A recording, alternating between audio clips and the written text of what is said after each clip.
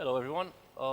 Just out of curiosity, first of all, so I'm assuming that everybody here is a JavaScript developer. How many of you would also identify as TypeScript developers? Okay, that's quite a few. So my talk is mainly for the people who also know a little bit of TypeScript. So it's not necessarily an introductory level conversation, but I hope that everybody will get some value out of it. So like Diana said, I'm an active member of Stack Overflow. I answer a lot of questions there. In fact, I'm one of the top answerers with regards to TypeScript. Also an active TypeScript contributor. I'm really excited about the next version, 3.7, where we get null coalescing operator, to which I actually contributed implementing that in TypeScript. Also, Stack Overflow says I'm legendary, which is nice, I guess. My talk is going to be, we're going to look at one big question, and we're going to answer several smaller questions to actually get to our final answer. And like I said, those questions are from Stack Overflow, and this is the first one. So the user here wants to create a new type based on an object definition. So what he's actually trying to do is define a schema, right? And this is going to be an object, it's going to be a JavaScript value. And the compiler will infer a certain type for schema. And what he wants to do is actually extract the corresponding interface. So if we were to look at the code,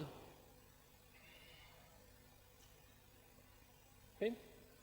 So for example, for a person interface, we have the person, we have name, age, and aliases defined. Each of them are defined as, this is defined as a JavaScript object. And if we actually check out the type of the person schema, which I've copied here below, we can see that, okay, for example, age is actually typed as the number constructor, because in JavaScript, uppercase number, that's what it is, it's the number constructor. For example, for name, we have a more complex object that has type, which is the string constructor, and also a required property, which is Boolean. So the question is, can we actually go from this, the type of person schema, to the interface person we see above without actually having to write it all over again? Okay, so I don't know about you, but when I write TypeScript, I expect the compiler to catch a lot of errors from me. So for example, the first problem that we're going to fix with this particular schema definition is the fact that, for example, if I write here true in quotes, the compiler will not complain. So why won't it do that? Well, let's answer a similar question. Right? Can we enforce a specific key on a property definition? So in the next Stack Overflow question, we see that the user has a definition for something that contains queries, right? A collection, basically a dictionary object, where each key has to have a certain set of properties, has to have parameters, and has to have a SQL. And what they basically want to do is enforce that the structure of these subkeys, of these sub-objects, is consistent across all properties, while also preserving what actual keys he defined. So let's look at how we could do that. So first of all, why doesn't this work to begin with? Well, nothing is telling the compiler anything more about the query's constant, right? Its type is being inferred from the object that we assigned to it. Okay. Now, the first approximation would be to actually add a type annotation, right? If we add a type annotation in TypeScript, we're telling the compiler that, okay, this is the type of that object. So let's do that. I'm just going to add here the definitions, right? And we defined an interface, let's call it iQuery, with the appropriate properties. We also defined an object that has an index signature, which is of type iQuery. And then we can use this object, this type, on our variable, iQuery collection. Okay.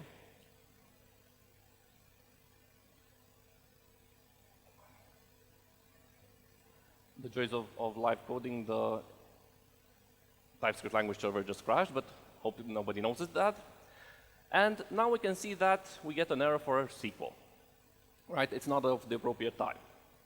Okay, so that seems like we're done. Great. Well, sort of. Now, if you actually try to dot into queries, we see that no suggestions are offered.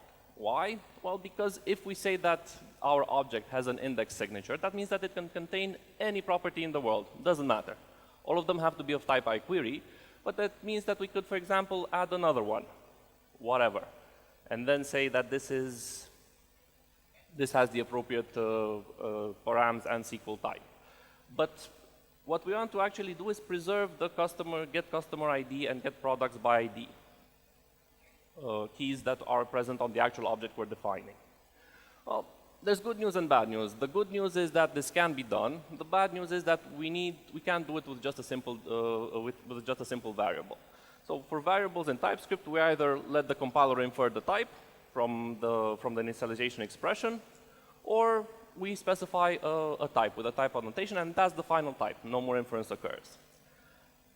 What we can do is define a function. Now, functions in TypeScript are a lot more powerful when it comes to inference, and we can play a lot more with what we do there. So let's start out with a simple function, and we'll call it a define, which takes a type parameter t, right? So we don't know what this type is going to be in the function. And then it just returns, it also takes a parameter, which is of type t, and it returns that particular object. So this is not necessarily a function you would define in JavaScript. It's just a basic identity function. And now if we take this function and use it on our object, we can see that the type inferred for t, right, you can see there in the angle brackets, is the same type as if we let the compiler infer the variable type all on its own, right? And queries is also has the same type now as before, right? And we still get no error. But this is where the fun part comes in. We can actually specify constraints on t, and we can tell it, okay, t is not any t in the world. It must extend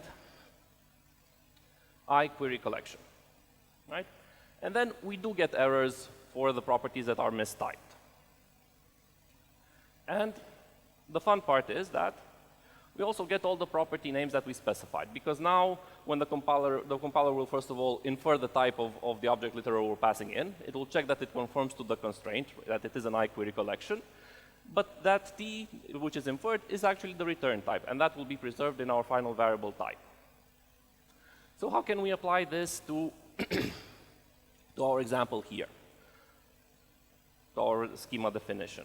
Well, quite similarly, we can define the function. We're also going to need a type to represent a single property, and that's going to be either a constructor function, an array containing a single constructor function, meaning that we want that particular property to be of an array type, and also two more complex definitions, which for type specify a constructor function or an array of constructor function, and whether that property is required or not.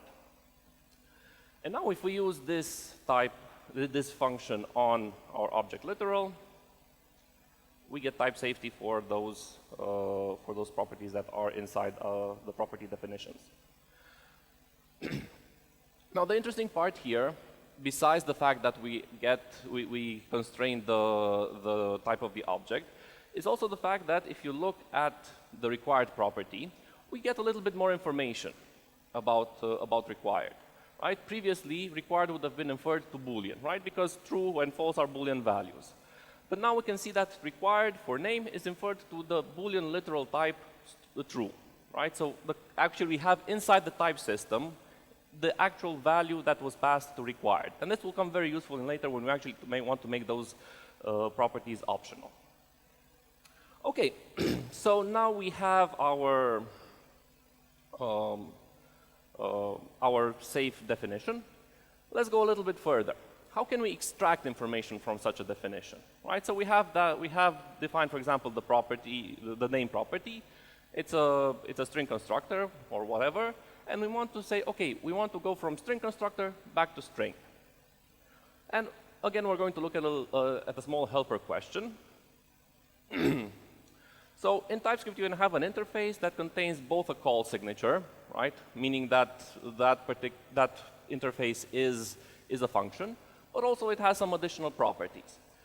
And the Stack Overflow question asks, okay, how can I extract just the function signature? I don't care about all the rest of the properties. I want those gone, and I just want to preserve the function signature. So, for example, why would I want to do that? Well, I have the function, the interface, and I just want to specify a function here that doesn't contain all of the extra properties and just contains the signature, right? And in this case, it's an error right now because the definition of the function does not contain this additional method. So, we're going to use something called conditional types. How many here have actually written a conditional type while using TypeScript, custom conditional type? Okay, so a couple. So what are conditional types good for in TypeScript? So a conditional types helps us in three situations. The first one is to make a decision based on an inferred type. So for example, if something is string, then we want the type number. The second is to actually, if we have a union, to iterate over the members of the union and perform some sort of transformation on them. And the third one, which we're going to use in this example, is it helps us to extract certain parts from another type. So we're going to define a type that's called just signature. And this is going to take a type parameter t. Now, we're going to constrain this type to be a function signature, right? We don't care exactly what the parameters are, we don't care exactly what the return type is, but it has to have a function signature, right? That's the minimum requirement for t. And now we're going to say if t extends, again a function signature, right? And then we're going to do something if that's true. Now we already know that this is true because we have a constraint, right? So this condition is always going to be true. But now what we can do is tell the compiler, okay, if t extends the function signature, put into another type variable, let's call it r, the type of that function's return type. And put in another type parameter, let's call it p, the types of the parameters. So now we have the types of the parameter in p and the type of the return type in r. And what we can do is rebuild the function signature on the true branch. So we can say we can spread out whatever p is, and the return type will be r. And on the else branch, well, we don't really care because that's never going to happen, so we can just use never. Okay. Now, if we use this just signatures here, now our code works because what we've done is actually we've just plucked out the signature of the function, and that's the return type of just the type of just signature of foo of string, and the code works. So, moving back to our schema example, how can we use conditional types to help us here? Well, we're going to define a new type. Let's call it property type. And this is going to take a property definition, and it's going to extract that the type associated with that definition. And let's add just a couple of samples. Right? So here I took out all the property definitions in separate constants, so we can have a little bit of fun with them. So, for example, for the name definition, we would like property name prop to be string. Right? For age, we would like it to be number, and for aliases, well, we'd like it to be an array of strings since that's what we defined here. How can we do that? Well, again, we can say if t extends, and like I said, uppercase string is the string constructor in JavaScript, right? And that has a call signature, right? It's a function. So we can say that if t extends a function, whatever its parameters are, we don't care. Then we want to infer the return type of that. And that will be the type of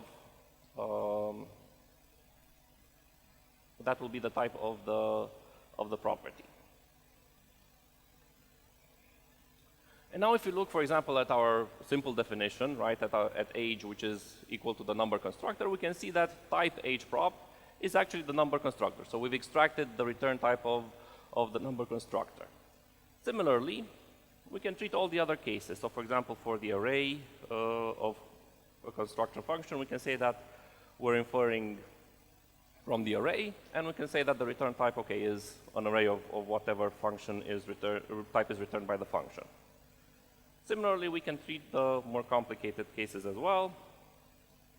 We can say that if T has a property called type, and that type is one of these constructor functions, then we also get R and array of R. So now we've extracted for aliases the string number, the string array, for age the number prop type, and for name prop the string type, which is already pretty close to what we wanted to do in the first place. So moving on a little bit further, next question we should ask is, okay, can we do this for all the properties inside the schema definition, right? So our properties are not defined one by one, they're defined as a whole in a single object. And for that, we're going to look at another helper question. So basically what this Stack Overflow question wants to do is they have a definition of a type, which has a value property of type string or undefined. And they have some sort of other function that performs validation. And after that function runs, the return type is guaranteed to have the same structure as the original type, except all properties are guaranteed to not be undefined. We don't care exactly how this happened, but this is the guarantee this function offers.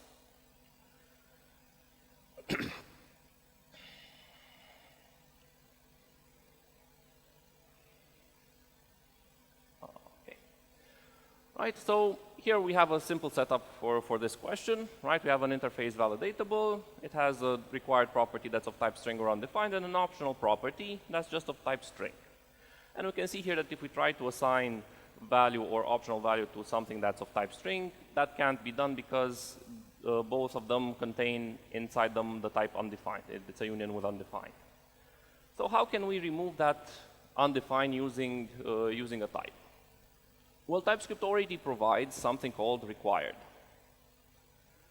which is very nice. And what it does, it removes the optionality of all properties from a given type.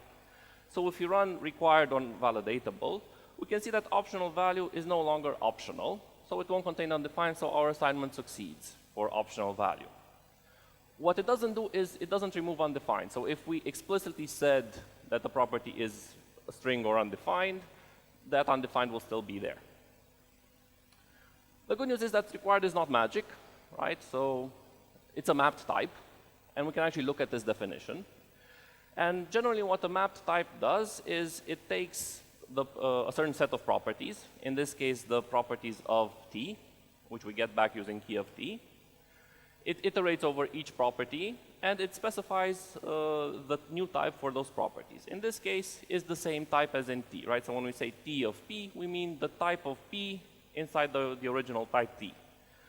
The only thing that extra it does, it removes the optional modifier using minus question mark. Right, it's a specialized syntax for this.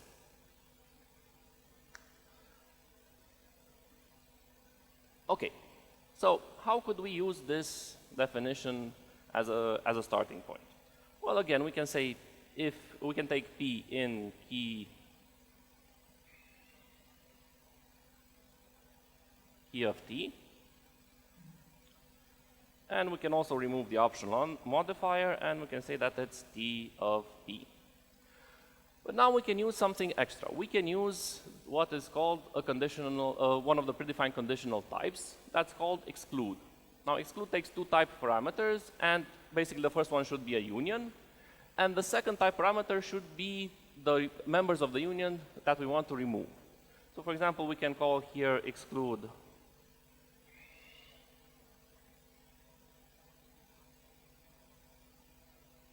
T of P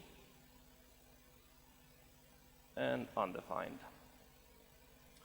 And if, again, my language service would actually work,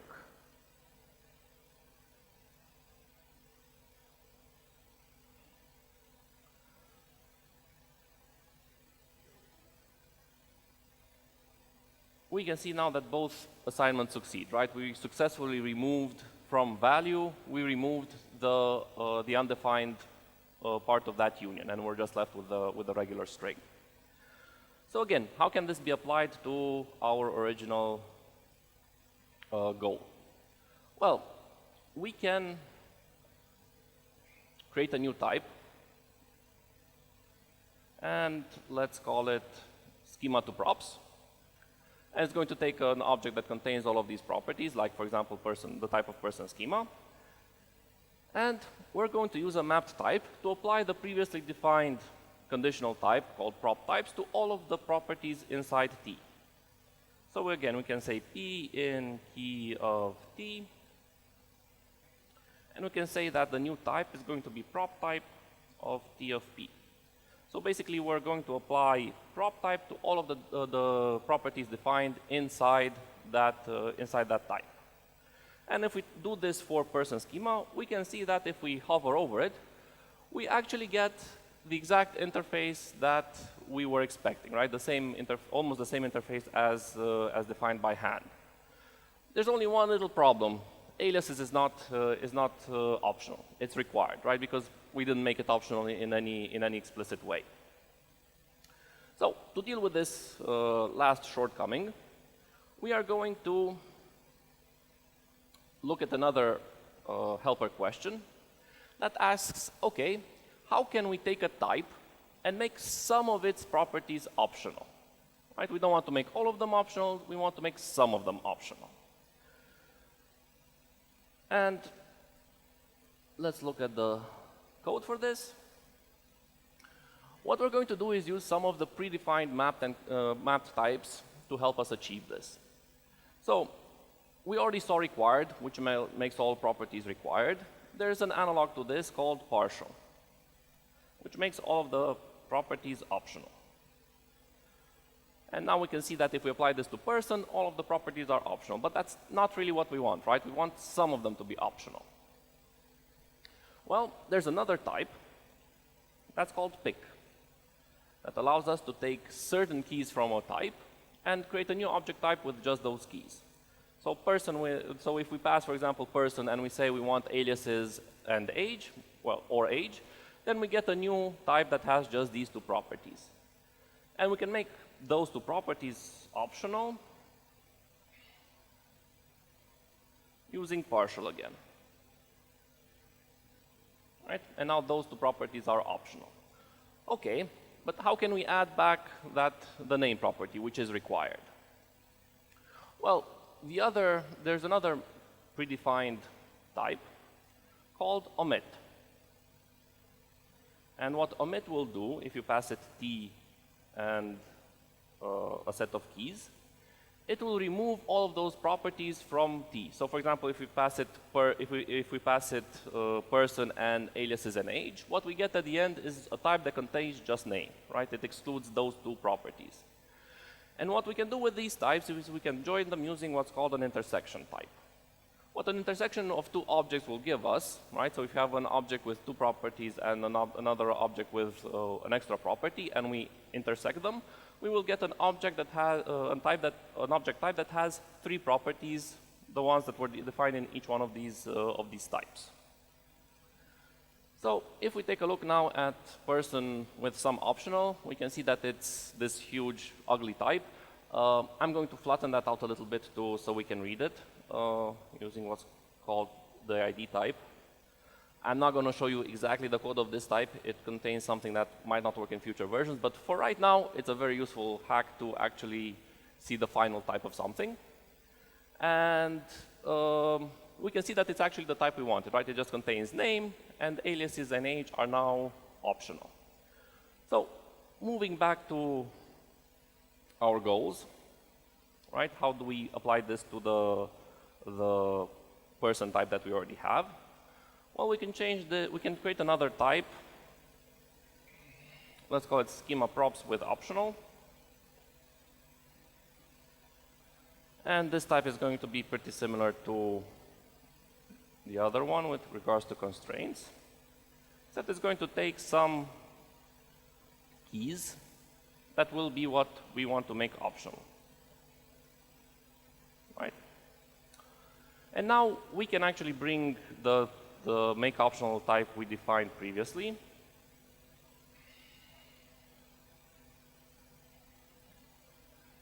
And use it on the result of schema props. So we can say make optional of schema props of the schema, and we can make the properties that we specify as a second parameter optional. Okay, and we can put here aliases, which is the one we wanted to be optional. And now if again we use the ID type on this to flatten it out a little bit, we can see that aliases is optional. Okay, but my original goal was to actually make this all automatic, this whole process automatic, and not actually have to spell out other things such as alias here. So the question is, how can we extract alias from our original schema definition? Another type which comes up quite often is a type that helps us filter the keys of another type. So for example, we have a type with 4 properties, right? 2 of them are string and 2 of them are in numbers, and 1 is string and the other is a function. And we want our special type to somehow, if it's passed this type and number, to return just the number keys. For example, in this case, A or C. Or if we pass it string, we want it to return just B. Or if we pass it a function, we want it to return just that particular, just the function key.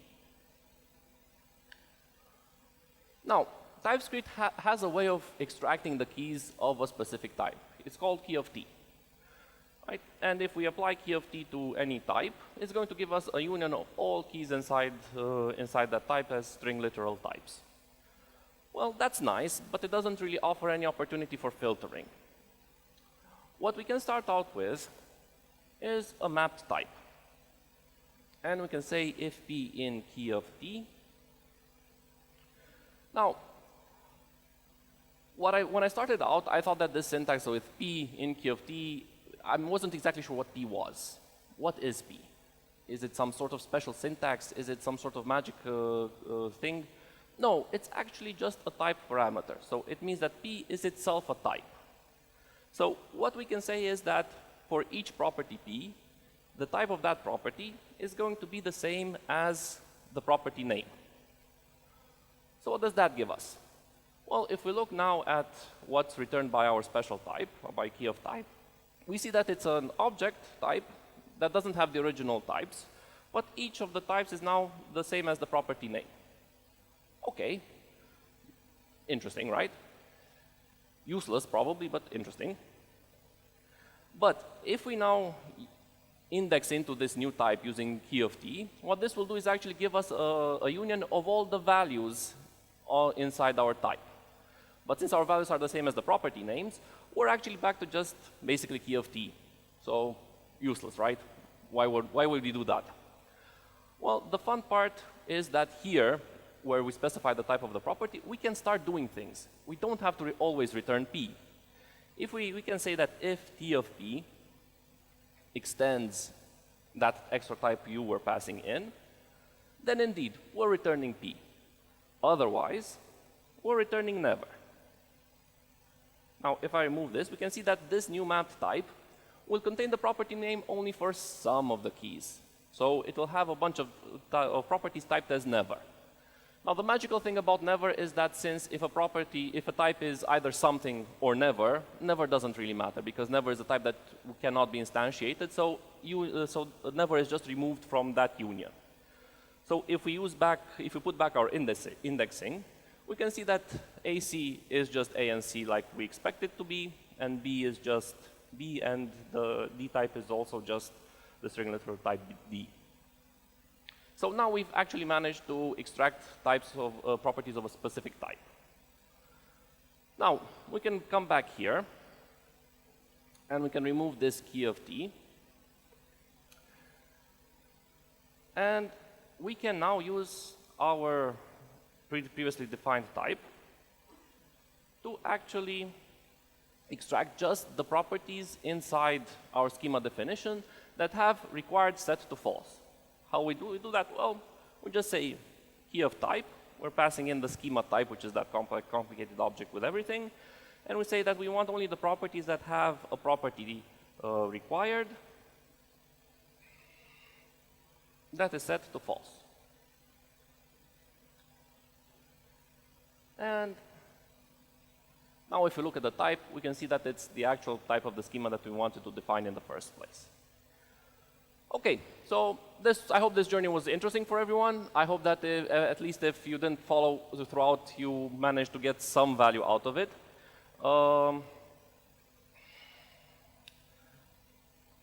I had another slide with keeping names, but time will not permit that. The problem with this approach is that, for example, you get errors that look like that. If you want to find out how to avoid that, ask me in the break.